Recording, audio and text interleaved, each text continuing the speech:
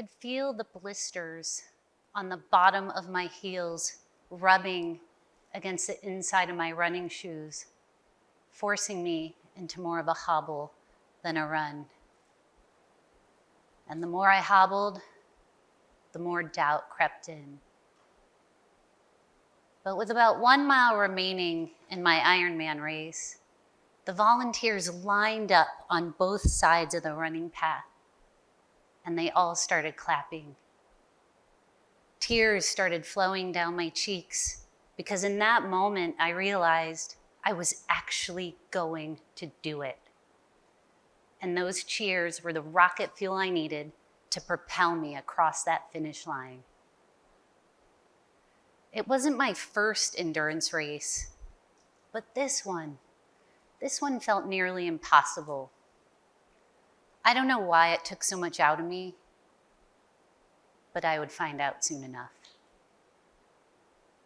6 months later, I found myself confined to my living room sofa in a pair of tattered gray sweatpants after learning a tumor at the base of my brain and a pituitary disease called acromegaly had been wreaking havoc on my body for years. I plunged into despair. I started mourning parts of my old self that I actually used to take pride in, like the overachiever, the perfectionist, and the people pleaser. Any of those sound familiar? Yeah. I couldn't see how to move forward if I couldn't be who I always was.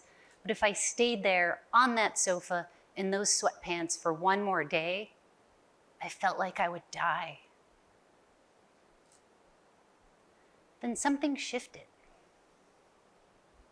I realized that I could choose right then and there to stay on that couch and die, or to get up and live, truly live. I'd been so focused on what I couldn't do that I finally asked myself the greatest question I'd ever asked myself. Well then, what can I do? So I did what you may have done while feeling stuck within your own uncertainty. I pulled out my dusty old bucket list. And there it was, scrawled halfway down. Bike the Pacific Coast. And on that same day, in those same gray sweatpants, I signed up for a 1,845-mile bicycle journey from Canada to Mexico. But all that mattered in that moment was clicking the enter button on my keyboard. Registered. I had 14 months to figure out the next steps it would take to get there. It took me a while to get back on my bike. My body didn't feel ready, and frankly, neither did my mind. But I kept asking myself, what can I do? That question became a part of my everyday process, and the word can turned into my mantra and the acronym capable, able, now. I started using it as a 3-step method for moving forward. The CAN method, I called it. This meant keeping my long-term goal in mind while focusing on the now. And after clicking that enter button, all I was capable of was walking to my mailbox. But then I started biking in my basement for 5 minutes at a time. Eventually, I got back out on the road, and mile by mile, I trained my way back to where I wanted to be. And before I knew it, I was standing with my bicycle under the Peace Arch at the Canadian and US border, ready to take on the Pacific Coast. We all face adversity and moments of feeling stuck. I'm sure you could think of one right now. But in those moments, we get to choose which piece of us will step forward. Will it be the defeatist? What about the capable one? My client, Kim, was a high-level corporate VP who lit up when she talked about cooking because she dreamed of becoming a chef. But in her mind, she'd have to give up everything. Her career, her income, stability. And when she said, "I can't do it, there's no way," I asked her a simple question. Then what can you do? It cracked the door open, and Kim's thinking began to shift. Research on linguistic framing, led by Stephen Flusberg at Vassar College, highlights how language choices shape our perceptions. This study demonstrated the profound impact of word choice. Kim realized she didn't have to quit her job, so she signed up for cooking classes. Then she started practicing recipes at home, and soon she was inviting friends over for semi-formal dinner parties. She even created a biannual cooking contest within her company, because every step of the way she kept asking herself, what can I do? A single word has the power to influence the expression of genes. This is according to a study done by neuroscientist Dr. Andrew Newberg and communications expert Mark Robert Waldman. This powerful, powerful insight underscores how consistently reframing your words can quite literally change your reality. You don't have to go out and ride 1,800 miles to take your first step toward what you can do. Your version may not include a brain tumor and a pair of gray sweatpants.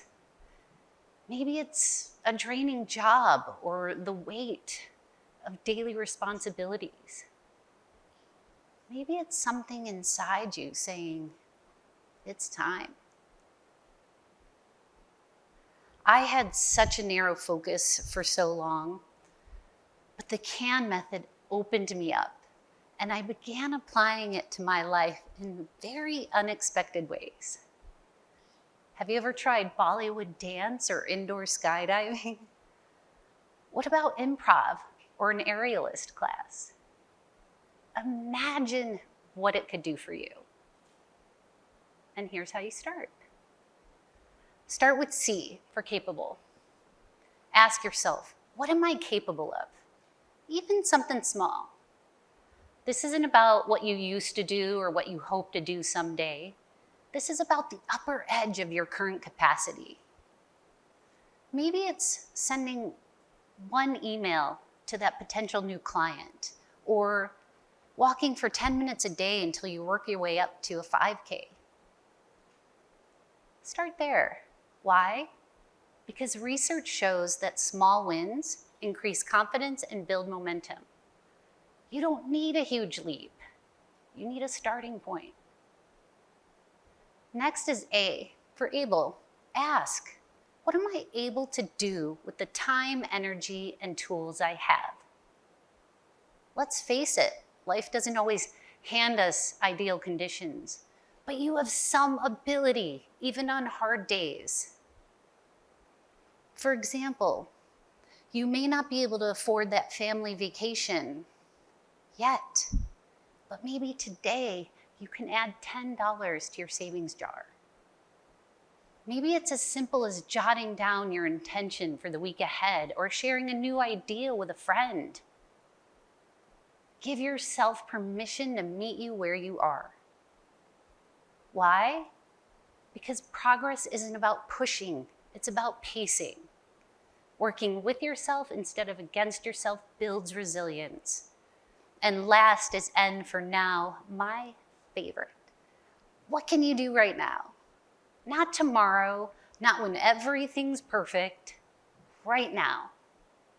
This is your invitation to take one doable action in the present moment. No waiting for motivation, no waiting for clarity, just go. Maybe it's sending a text to confirm last-minute dinner plans, or stepping outside for a moment of pause and fresh air. Maybe It's just making a decision. Why? Because immediate action, rather than putting it off, keeps the brain engaged and invested in completing the task. So as you leave here today, choose one bucket list item or want to-do list item that you know you're capable of.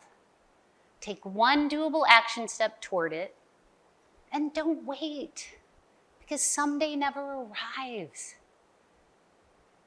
And every step of the way, continue to ask yourself, what can I do?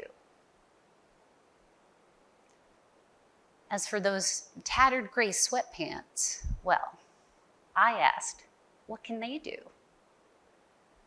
They became the rags I used to clean my bicycle chain on that 1,845-mile bicycle journey. Thank you.